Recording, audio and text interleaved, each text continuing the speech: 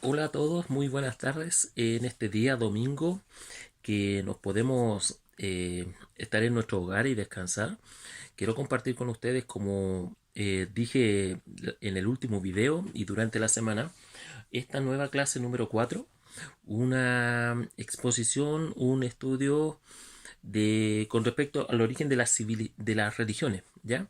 Pero no en sí el origen de las religiones como las que nosotros conocemos, con sus profetas destacados o específicamente en el tiempo, sino que o religiones que son propias de aquí de Occidente, del Medio Oriente o del Lejano Oriente. No, no me refiero a eso, sino que lo que vamos a, en este momento, en este video, vamos a tratar de desarrollar de forma entendible, la forma más sencilla, es cómo el ser humano, el hombre, desarrolló esa capacidad de entender y conectarse con lo divino, ya esta forma de desarrollo espiritual que lo acercó a entender un ser superior, ya. Entonces, por lo mismo, creo que es bastante importante entenderlo. La Biblia nos enseña claramente en el Génesis que Dios formó al hombre y la mujer y Dios se les reveló. Obviamente, también podemos encontrar muchos pasajes bíblicos como Dios se acercaba al ser humano y le hablaba, se le revelaba como Noé, como Abraham y muchos otros patriarcas. Entonces, por lo mismo, quiero ver y profundizar con respecto a esto, porque ahí estamos hablando de una conexión, una relación muy personal de Dios con personas específicas. Dios es el que se manifestó. Pero la pregunta que nos nace en este instante: ¿cómo las personas que no son creyentes, o las personas en el sentido creyente cristiano o de otra naturaleza de religión, cómo las personas desarrollan esa capacidad de venerar algo espiritual, algo que va más allá de lo racional? ¿Ya? Es profundizar un poco más en esos aspectos, ¿ya? Porque intrínsecamente en el ser humano existe eso, la capacidad de venerar, de desarrollar una devoción ante lo espiritual. Y eso es lo que quiero compartir en esta tarde. Sé que será de bendición. El conocimiento trae libertad, ¿ya? Y la libertad trae paz también a nuestros corazones cuando logramos comprender y avanzar un poco más. Por lo mismo, esta clase 4, que pertenece al estudio, a la sesión, mejor dicho, Dios y Ciencia, todo lo demás es mito y tradición. Entonces hablaremos sobre esto, el origen de la religiosidad o del desarrollo, de creer espiritualmente ante seres que son mucho más allá de lo terrenal. La primera pregunta que quiero comenzar es leyendo un texto, pero para este texto necesito hacer esta pregunta: ¿es posible utilizar las obras de la naturaleza como fundamento para hablar de la existencia de Dios? Y aquí quiero, y va a ser un poco polémico esta pregunta, porque muchas veces a los creyentes les pregunta y se les lleva a la palestra exigiéndole razones de la existencia de Dios. Muchas personas aluden a la naturaleza, el universo y todas las cosas perfectas creadas que hay en esta tierra, y dicen son el reflejo fiel de lo que era Dios o de lo que es Dios, y su presencia personal con los seres humanos. Obviamente, o podemos ver los salmos y aduce a la Biblia, al Salmo 139, la magnificencia de Dios en sus obras, pero quiero dejar claro algo. Pascal, este hombre tan famoso en la historia de la humanidad, dice en un pensamiento en el capítulo 2, 366, dice, eh, él escribió estas siguientes líneas: yo admiro con qué osadía esas personas se determinan a hablar de Dios. Al dirigir sus discursos a los impíos, su primer capítulo es probar la divinidad por las obras de la naturaleza. Esto es darle motivo para creer que las pruebas de nuestra religión son bien débiles. Es admirable que jamás un autor canónico se haya servido de la naturaleza para la prueba de Dios. Aquí, cuando Pascal habla en estas líneas, en estos escritos, deja algo muy bien plasmado y que nos lleva a la reflexión. Si nosotros nos vamos al Nuevo Testamento y vemos las cartas Paulinas y toda la epístola, nos damos claramente cuenta que muy pocos de estos hombres de Dios, estos apóstoles, utilizaban la naturaleza para explicar la existencia de Dios, sino que ellos se valían de cosas mucho más trascendentes que el mero paisaje, el mero universo o lo que nos rodeaba, el hábitat. Aquí Pascal deja en entredicho a muchas personas creyentes que muchas veces dicen mira el cielo, la estrella, el sol y todas las cosas, y lo ponen como prueba de la existencia de Dios. Y pone de manifiesto que los autores canónicos, los mismos que escribieron la palabra del Señor, estas personas inspiradas, los hijos de Dios, ni uno de ellos se utilizó la naturaleza para utilizarlo para como probar la existencia de Dios. Es contradictorio en relación a cuando se dicen estas cosas. Y digno, yo lo cito acá porque es bueno reflexionar sobre esto.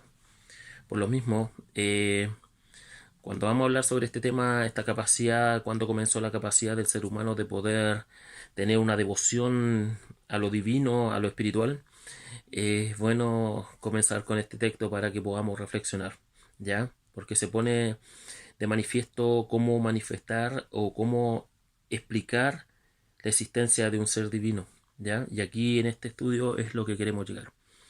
En toda religión desarrollada encontramos por lo menos tres aspectos, a modo de introducción, o elementos, y en el cristianismo se encuentra un aspecto más, que serían cuatro, ¿ya? Pero con respecto a todas las religiones, por lo menos encontramos tres aspectos que son sumamente fundamentales y son transversales, ¿ya? Y en el cristianismo, en nuestra religión cristiana, obviamente encontramos un cuarto factor, un cuarto elemento. El primero, y quiero que estén muy atentos con esto, es bien complejo entenderlo, pero a la vez maravilloso cuando lo comprendemos. El primer elemento es la experiencia de lo luminoso. Luminoso, no luminoso, no con L, con N. Luminoso. Entender lo que es lo luminoso tendríamos que ponerlo en base a un ejemplo. El primer, la primera forma de explicarlo es, imaginémonos que estamos en una habitación solos y te dicen que en la habitación de al lado hay un animal muy feo. Hay una leona que no ha comido durante días y tú estás ahí. Y tú debes salir de esa habitación y la leona, tienes que pasar por la habitación de la leona, donde está la leona, y es un gran riesgo, ¿cierto? Obviamente que lo que notamos aquí es un gran peligro. Sabemos y entendemos que eso sería un peligro tremendo para nuestro ser, para nuestra persona. Obviamente que el peligro de esa situación es lo que provocaría a cualquier persona sentir miedo. Miedo. Ese sería el primer ejemplo con respecto a la experiencia de lo luminoso.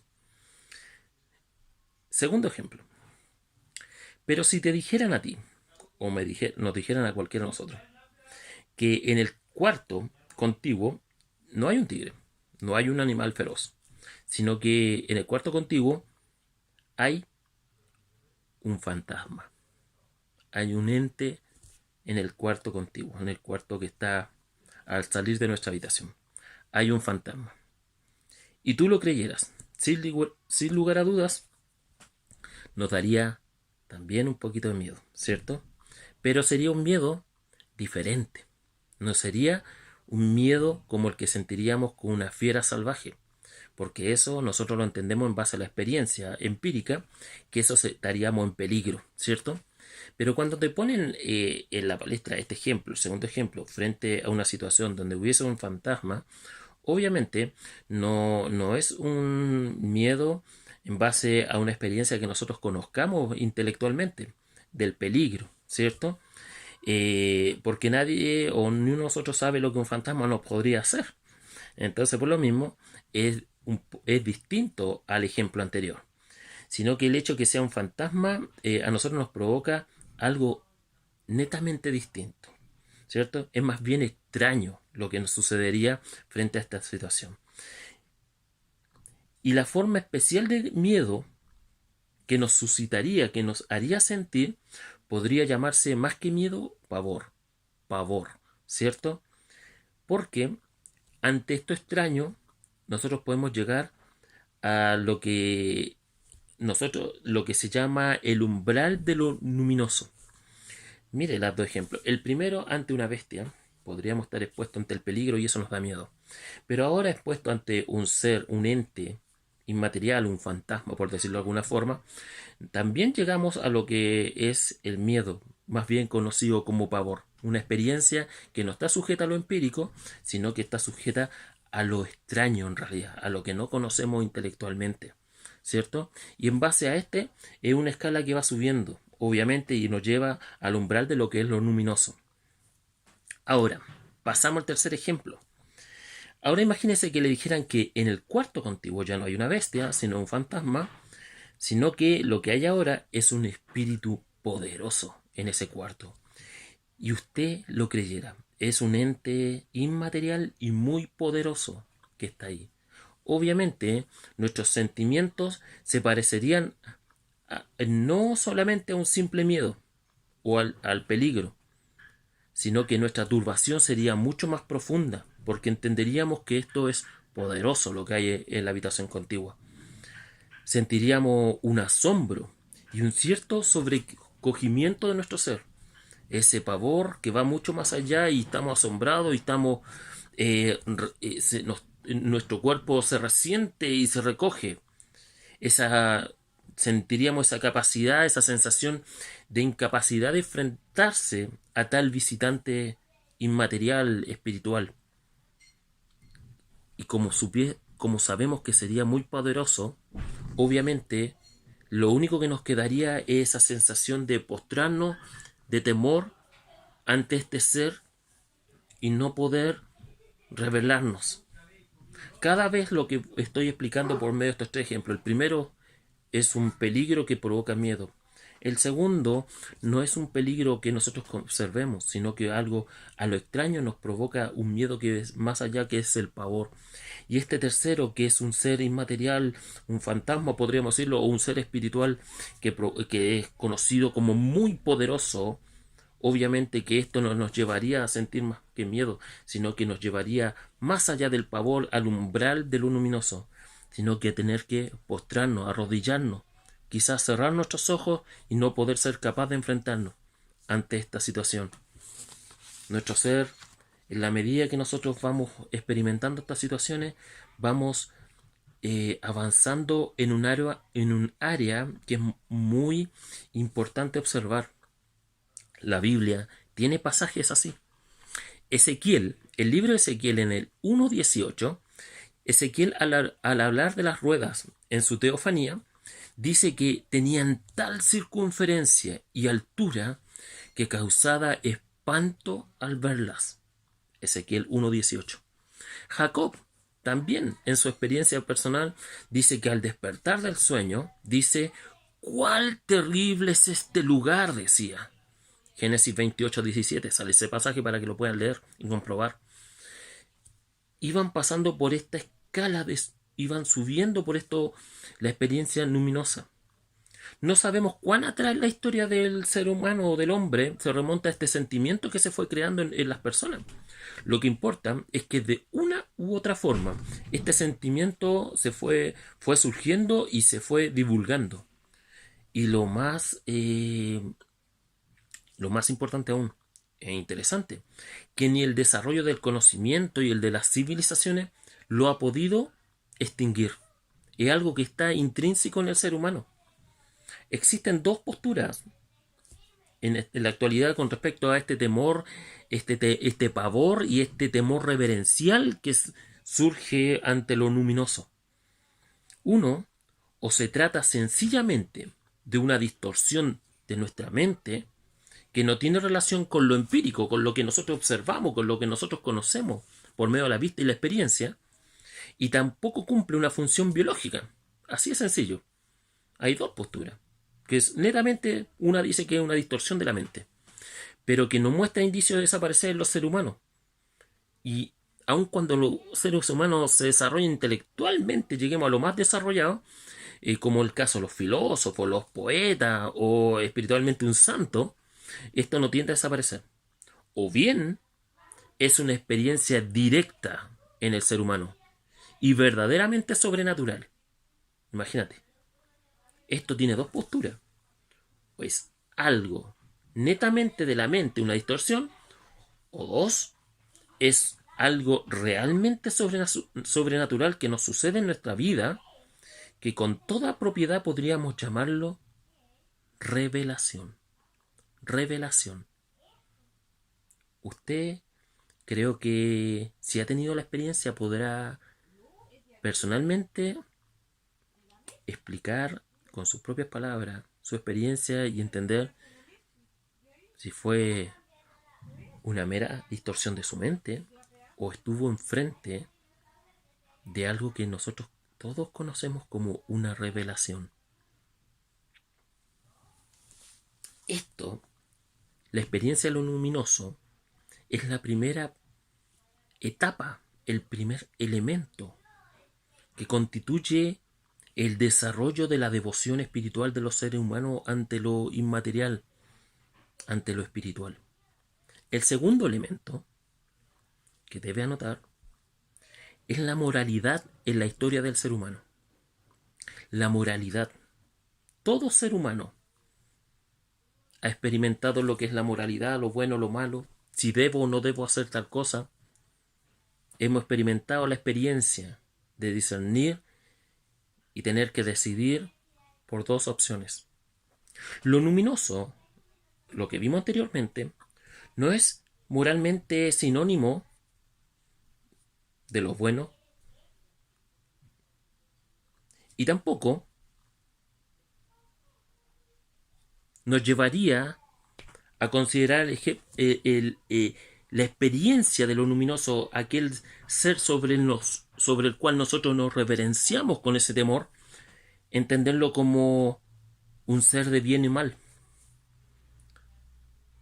Cuando nosotros pasamos por el tema de la moralidad y la experiencia luminosa, ante este ser que es poderoso, obviamente, que se nos revela a nuestra experiencia ante una situación, nosotros en nuestra alma, en nuestra conciencia, entendemos que esto está por sobre lo que es el bien y el mal, o debo o no debo. La moralidad en el ser humano ha existido siempre. Todo ser humano de quien la historia tenga memoria admite alguna forma de moralidad. Es decir, frente a la proposición de ciertas acciones, siente aquello que puede expresarse con debo o no debo. En la historia del ser humano, sea civilización, sea contexto que sea, siempre el ser humano se ha visto expuesto ante esta disyuntiva de la moralidad. ¿Debo o no debo hacer esto? ¿Esto es bueno o esto es malo? El ser humano intrínsecamente en él lo tiene. Toda forma de moralidad, ¿qué es lo que nos pide? Un comportamiento. Y que en la práctica, no todos, o mejor dicho, el ser humano no logra practicar. Se encuentra, imagínense esto, la moralidad nos recomienda siempre un comportamiento, un determinado comportamiento. Pero y el mismo ser humano no lo sabe o no lo logra desarrollar o practicar. Los seres humanos nos condenamos no por leyes o códigos que desconozcamos. La moralidad dice claramente que el ser humano se condena a sí mismo por códigos éticos que son conocidos para el ser humano. Por lo tanto, todo ser humano está consciente de su propia culpa. Por tener moralidad, siempre nos condenamos. Y por el hecho de condenarnos por estos mismos códigos que nosotros conocemos de conducta, obviamente estamos conscientes de nuestra culpa como seres humanos. Mire qué interesante esta situación.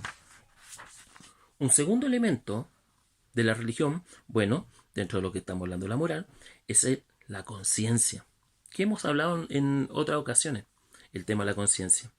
No solamente de una ley moral, sino que hay una ley moral que es aceptada y desobedecida al mismo tiempo.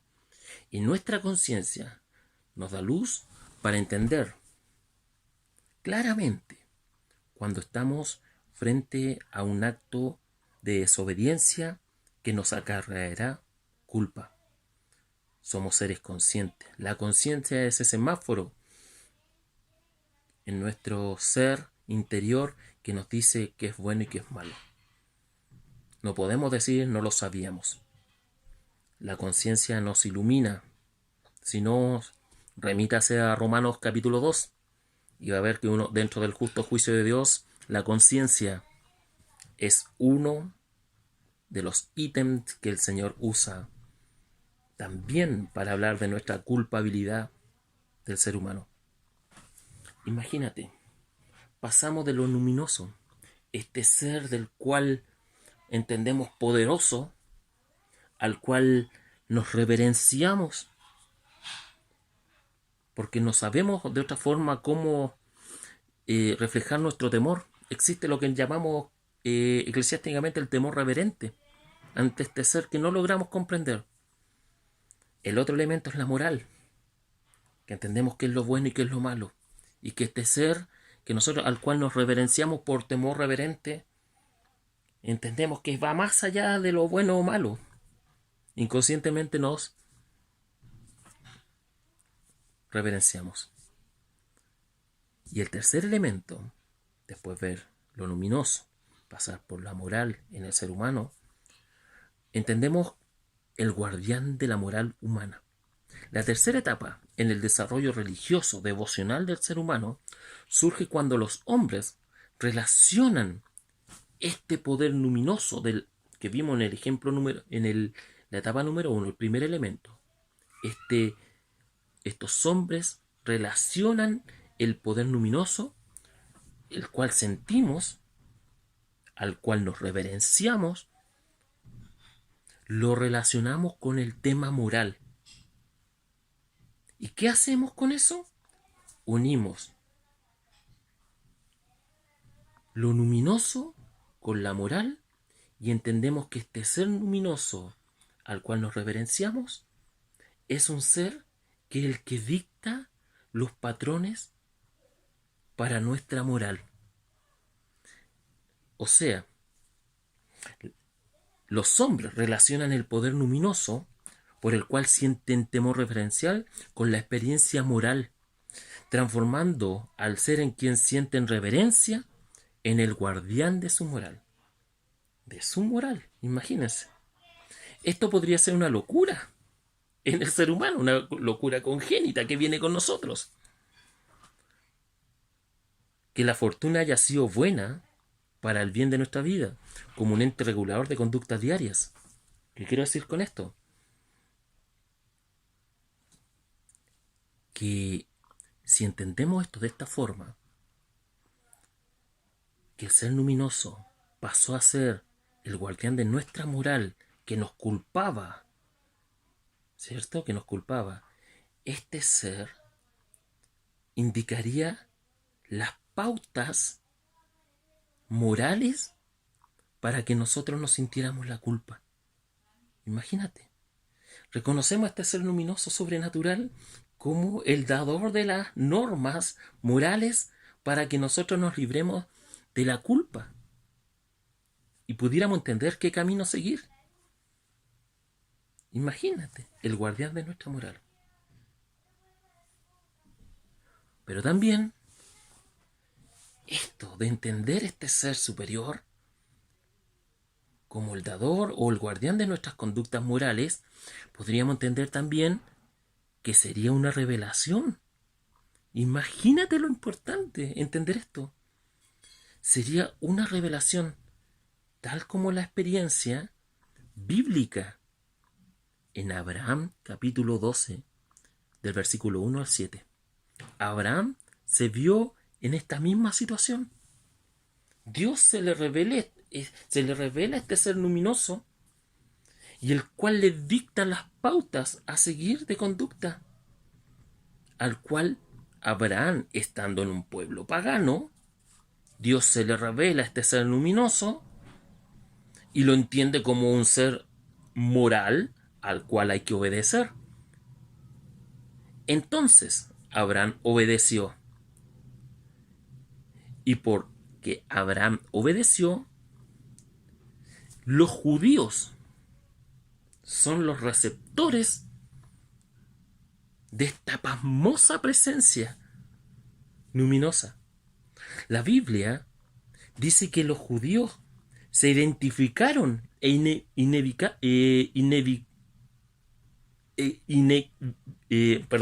sin errores sobre esta pasmosa presencia luminosa que visitaba las cumbres sobre las montañas. ¿Se acuerdan los pasajes bíblicos? Cuando Dios se posaba sobre las cumbres, los judíos reconocieron en este ser superior el ser que visitaba las montañas con tormentas como el Señor justo y el Señor que amaba la justicia. Un Señor justo que amaba la justicia. Si no, véalo en Salmos. Salmos capítulo 11, versículo 7. Los judíos fueron en la persona de Abraham y su descendencia fueron quienes recibieron este sentir luminoso de reconocer este ser espiritual como el dador, como un ser justo y un ser que amaba la justicia. Y el pueblo judío lo entendió y fue lentamente desarrollando esa devoción espiritual por medio de todas estas etapas que yo estoy compartiendo con ustedes. Y estas tres cosas, lo luminoso, la experiencia luminosa, de reverencia, temor ante un ser poderoso y espiritual, que es la etapa número 1. La moralidad del ser humano, que viene intrínseca en cada uno de nosotros, de tender a encontrarnos en la disyuntiva del bien y el mal. Y el punto 3, el reconocer este ser espiritual poderoso al cual nos reverenciamos como el guardián de esta moral y el que nos indica el camino. Es común a todas las religiones en el mundo. Es común al desarrollo de la reverencia espiritual ante seres en la historia del ser humano.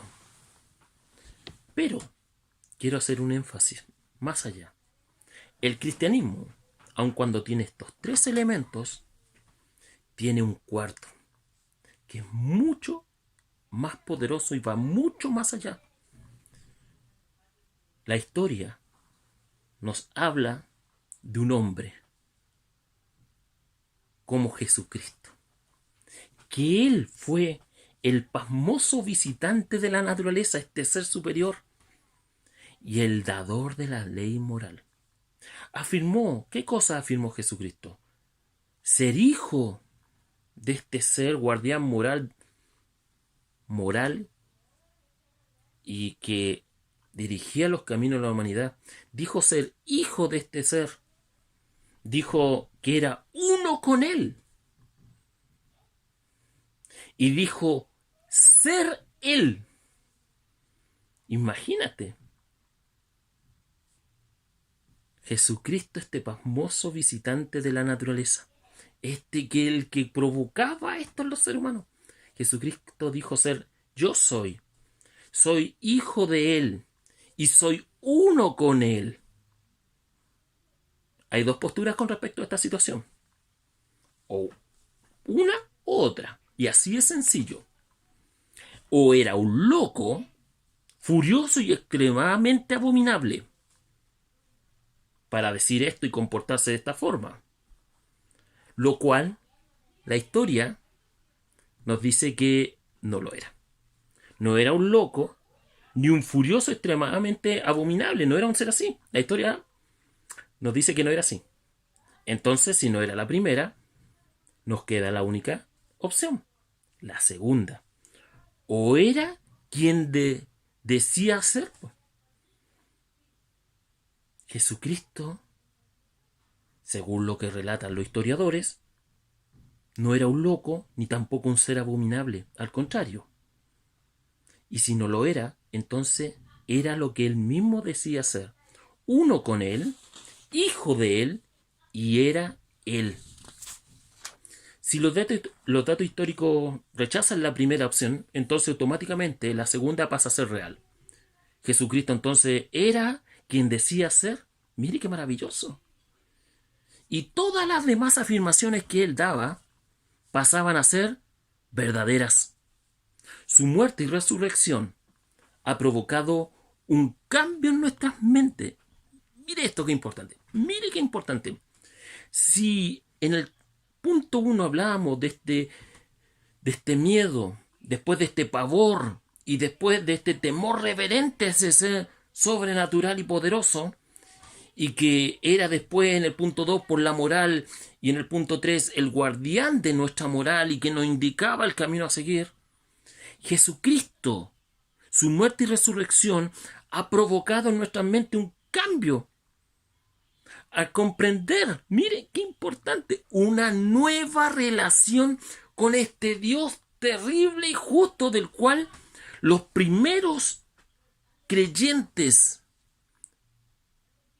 que tuvieron esta experiencia pudieron vivir.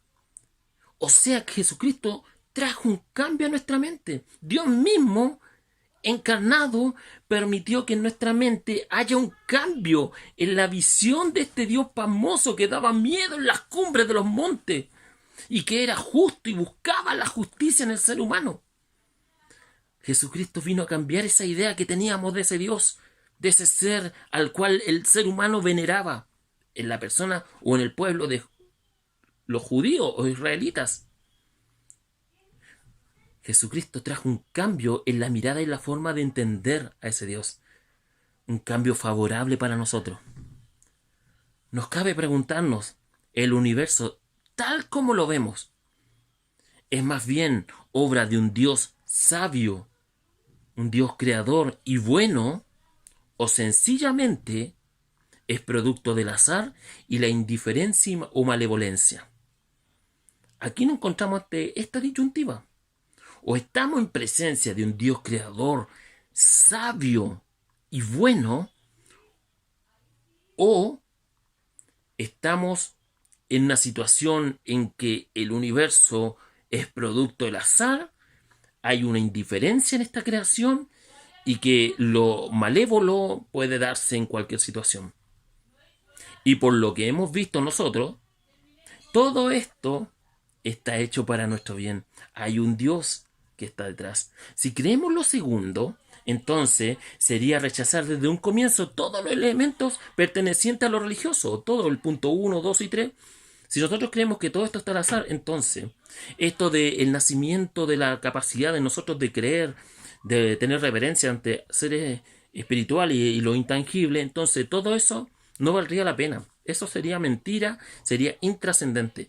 Pero como la evidencia nos enseña de que sí existe en la persona del ser humano esta idea de reverencia, esta idea de postrarnos ante un ser superior, la idea de la moral en el ser humano y de entender un ser superior como que nos ilumina y nos provee el camino de la moral, el camino de la ética correcta, entonces sería lo uno. ¿Por qué? ¿Por qué? Porque estamos ante este debate. No creo que seamos personas amorales, no somos. Pertenecemos al reino animal, sí. Los animales son amorales, pero nosotros somos seres morales. Sabemos que tenemos que decir, entendemos lo que es bueno y malo. Entendemos que tenemos una conciencia y que esta conciencia no es un mero error biológico de un espejo en el cual nosotros nos vemos, sino que es un faro que nos ilumina, ¿cierto? El cristianismo no es un debate filosófico acerca del origen del universo. Y esto quiero que ser muy detallista con respecto a este punto número 4, sobre la visita de este ser que es Jesucristo, sobre un visitante de la naturaleza y dador de la ley moral. El cristianismo no es un debate filosófico acerca del origen del universo, más bien es un acontecimiento histórico de carácter de cataclismo. Imagínate la importancia del nacimiento del cristianismo. No es una religión más. Sigue una larga, el nacimiento del cristianismo es un punto de inflexión que sigue a la larga preparación espiritual del ser humano. ¿Por qué? Porque el cristianismo nos enseña a la persona de Cristo como el Dios encarnado, que nos viene a mostrar su voluntad, su camino, su verdad para el ser humano. ¿Cómo nosotros podemos llegar? ¿Cómo Él se nos reveló? ¿Cómo Él nos amó primero? Y cómo nosotros, por medio de estos pasos que nos ha ido mostrando en este breve estudio, nosotros hemos podido entender. Dios prepara al hombre para creer poco a poco bajo lo luminoso y luego el temor reverente. Lo provee de una moral y conciencia para entender lo bueno y lo malo, que debo o no debo hacer. Se revela como su guardián de lo correcto, de lo moralmente ético. Se encarna como Dios en un hombre, en la persona de Jesucristo, cambiando el pensamiento que se tenía con Dios, de ese ser terrible, sino que era de un ser cercano, personal, que estaba preocupado de nuestro ser. En Jesucristo se enseña la naturaleza de la moral, del mal moral y del mal natural. Cristo vino a este mundo y nos enseñó lo que era el mal moral del mal natural y la diferencia que hay entre ambas cosas. ¿Y por qué nos enseña estas cosas? Asume en su vida el tema del dolor, el problema del dolor en el ser humano. Nos entrega propósito y esperanza para asumir con otra mirada el problema del dolor en el ser humano. Dios, por medio de estos tres primeros puntos, nos enseña y nos muestra cómo en nuestro ser nació el sentir de la devoción ante lo espiritual. Pero si nosotros lo miramos desde esta perspectiva, entendemos cómo Dios, amoroso y bueno, justo y moralmente correcto, nos ha ido atrayendo para que en nuestro ser se vaya desarrollando esa capacidad de lo luminoso, de experimentar ese temor referencial ante un ser desconocido y poderoso. Cómo Dios proveyó en nuestro ser, en nuestra creación, la moral. ¿Recuerdan el pasaje de Caín cuando mató a su hermano Abel? Esa actitud moral que hay en su ser, ¿quién se la enseñó? Nació de él, venía en él, de darse cuenta que había hecho lo incorrecto. Dios nos entrega propósito y esperanza para asumir con otra mirada el problema del dolor en el ser humano. Hermanos, estamos en tiempos difíciles. Este estudio tenía por finalidad que tú comprendieras cómo nace en el ser humano, en la historia de las personas, del ser humano, se desarrolló este sentir de reverencia ante lo superior. Por medio de la experiencia luminosa, lo vuelvo a repetir, por medio de la moral que Dios puso en nuestro ser, la conciencia de lo bueno y lo malo, de lo que debo y no debo hacer, la experiencia de entender que este ser superior es el dador de la moral y quien te guía por el camino justo y correcto. Y para los que somos cristianos, como en la persona de Jesucristo, el Dios encarnado, vino a ser ese pasmoso visitante de la naturaleza, dador de la ley moral, para que nosotros podamos refugiarnos en Él, entender en Él, esperar en Él, entender qué es lo que es el mal en su plenitud, entender que Él vivió el dolor también como nosotros, para que nosotros vivamos en este mundo con propósito, con esperanza, cada vez que tengamos una situación complicada, una situación difícil que el mundo no puede comprender, pero Él la vivió como nosotros la hemos tocado vivir. Dios los bendiga mucho, hermanos. Espero que este breve estudio, que muchas veces cuesta encontrarlo en cualquier predicación o enseñanza, sea para ustedes, lo mediten, lo reflexionen, lo exhorto para que ustedes crezcan, para que tengan algo nuevo en su vida, para que lo aprecien, lo valoren, crezcan intelectualmente como espiritualmente, y que el conocimiento, como dice muy claramente Juan, si no me equivoco creo que es Juan 8:31, y la verdad os hará libres.